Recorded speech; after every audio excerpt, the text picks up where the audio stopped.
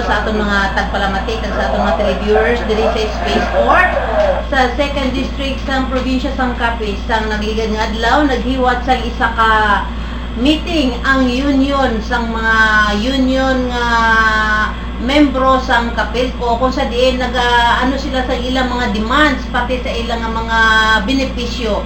Yari ang kaundan sang aton pag-interview kay Miss Antoinette Azaraga kag kay Allen Aquino. Bataon ko lang, Oh, sige. sir. Capiz Electric Cooperative Employees Union, date December 14, 2014. The Capiz Electric Cooperative workers must make an important decision. For information, despite the cooperation of the employees to perform quality services for achieving a single-digit systems loss, 100% collection efficiency. Ironically, the electric cooperative is confronted with an increasing financial debt burden to its power suppliers. Shall we allow this mismanagement to continue, or we must address this to reform them? Our situation. Sad to say, the workers haven't received any wage increase through the collective bargaining for almost 6 years. Our transportation subsidy under the CBA was removed illegally. Our retirement is now being paid on a staggered basis. Despite paying millions of pesos to the financial consultancy firm to manage our retirement plan in the future. The technical workers are working without proper safety gear and equipment. Hence, they are vulnerable to accidents and unsafe working conditions.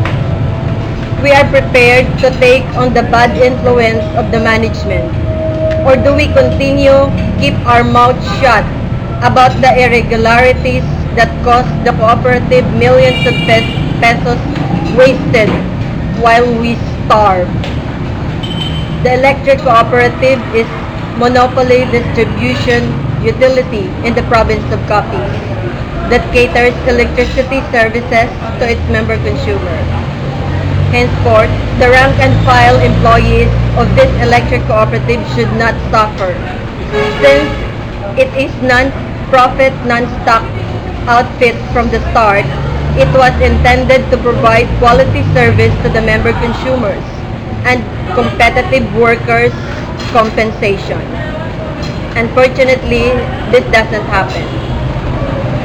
Why not the member consumer take a concern about how this cooperative is being financially mismanaged, assert a right as owner of the electric cooperative, and find ways to reform the lavish usage of cooperative funds not related to its operation? Check we are how the 450 plus million grant from the government after Yolanda, Typhoon Yolanda, damaged the cooperative distribution system. Read the regular comprehensive audit report of the National Electrification Administration. It was served as proof of our contention. As your workers, we will help you out in your desire to transform this cooperative to improve its program of services. We want the true owners to know, hence our forthcoming strike. Kasi may dugang ka pa, sir? Kasi ka na lang. Okay. So, nag-met ka mo kay ina, yung organization, yung inyong sininga union. Yes, sir. Mga pila ka mo kabilog, ma'am? Ang actual members ng rank and file is 222. Ang Ari di Subong is 120 plus. Ang iban maapas pa diri kay may overtime ang iban, pero maabot lang sila, ma-strike, ma-vote lang and then mabalik naman. Okay. So, kamusta ang outcome sa inyo sining voting for your union to have a strike? So far wala pa, we are waiting until later this afternoon. Okay. So, dapat majority gets ang union members. Actually, kung ano lang maskin 50 plus 1 pero hindi na mo na makasuto na mo magdamog din mas majority. Okay. So, halimbawa, no, majority sa inyo nag-strike, what will happen then after sina nga nag-vote ka mo nga mag-strike ka mo? Anong situation sina? Then ang management we have to settle with us. Okay. Actually we don't want to go through sa mga strike, sir. Mm. We give management lot damo-damo na nga time nga ma-settle sa amon, makipag-dialogue, makipag-negotiate sa amon. Okay. Pero hindi amo na ang natamo. That's why ang national director na sumunsang mediation sang NTMB Uh-huh. ang naga-mediate sa amon. So nakapila na kamo ka bes nga gin-reconcile abi o kung may conciliation process? Actually, amon intend to negotiate is actually ang sa amon CBA gidya kung basihan mo supposed to be last quarter of 2013 nag-start ma-negotiate na kami sa economic issue. Okay. Pero gin-consider namon kay na Yolanda man kita, Okay. ginulat namon nga mag-normalize gid ang operations ng electric cooperative. Okay. So nag-normalize kami since June 2014. Naghatag kami sang intent to negotiate. It was August na. Okay. Wala sang reply from the management. They have may ginhatag namon nga demand, may reply sila sa amon pero tama kalayo. Ano ni siya nga ano ginapangayo mo nga demand? Rate increase. For how many Salary years ang increase. balidikay na madugay na kamo nga 6 wala? years. 6 years. Mm-hmm. Pero 6 based sa years inyo wala CBA dapat yearly ang increase. Supposed to be. Mhm. May probation kami sa CBA nga transportation subsidy nga ginhatag man nila sa amon, lipay man kami, Okay. pero 7 months lang gin-pull out nila. Saan ang last ginbawi na- nila. saan wala ang last na hatag? nila nga hatag sa amon 2013 sang April. Until now wala na ginbalik. Wala na ginbalik. Oo. Ang inyong pangayo sa under sa CBA mga pila ang increase na ginapangayo inyo. Mina lang subsidy lang. Subsidy lang. Oo. Kay gin-consider namon sa mga nagliligad before pa Yolanda, kay nakita man namon nga trouble ang financial, tapos Okay. amon ang gina-report sa amon sang amon nga sang management. Alright. Nga trouble ang financial. So wala kami masyado nagkuan sa mga salaries na i-integrate na ma-increase ng salaries. So nag-cut to kami sa transportation subsidy mo tungid na nga time sang nag-negotiate kami nga daw tinaas gid sige nga tinaas ang gasolina dito kami O, nagpropose. mga pila ang transportation subsidy 1,000 per month per month across the board. across the board. Oo. Pero wala ka mga pangayo sang salary increase or what?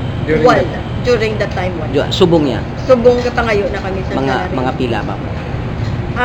May ara na kami nga demand nga last naman nga decision nga ginatag sa ila.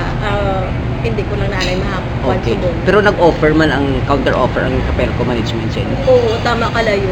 Malayo. Daw mga 25% or may nalang yung guro. Oo. So meaning lower ang ilaging offer.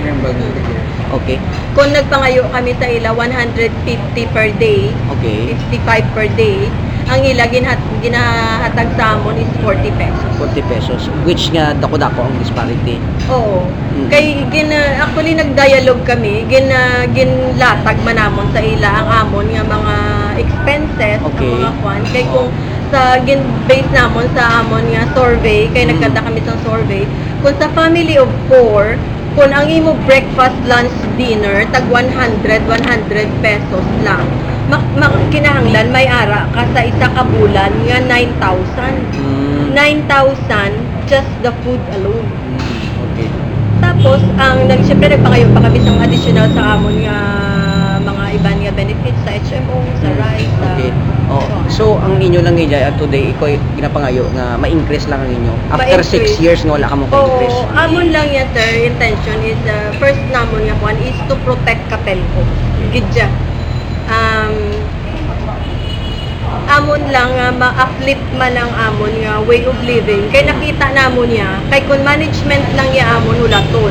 Wala gid sila gapanumdum sang welfare sang mga empleyado. Okay. So kung halimbawa majority sa inyo mag-approve sang strike, anong gina-expect naton? Kaya mag-market strike, ga-picket ka mo. Ano yun na, sit down strike, silent strike or anong nga klase sang strike ina ma'am? Ma-strike gid kami sa karsada. Like it will hamper the operation or not? No, it's not. So, ang ma-strike sa inyo ang fuel lang or something nga may rotation or something? Namin mo ma-hamper, ma-brown out. Oo, bilog apitanan Ay, sa operation. Hindi na Okay. mag-brown out. Pero, ma-hamper siguro ang amon nga collection, ang maintenance, Oo. ang meter reading. Mm-mm. Kaya syempre, actually, tananda iya sa amon yung damo gid ang rank and file. Kag ang pinaka-bone gid iya sa operation is the rank and file. Ma-avert lamang ang strike kung Mag-settle sila sa amon. and that settlement will be tomorrow. Hopefully. Okay. Ginhambal nyo diri ang nagagawa ka daw mismanagement, no? And then ay mga ang inyo diri nga sa retirement nagka-problema. Saan ulan ang nag-start problema ang inyong retirement? Dugay na na, sir.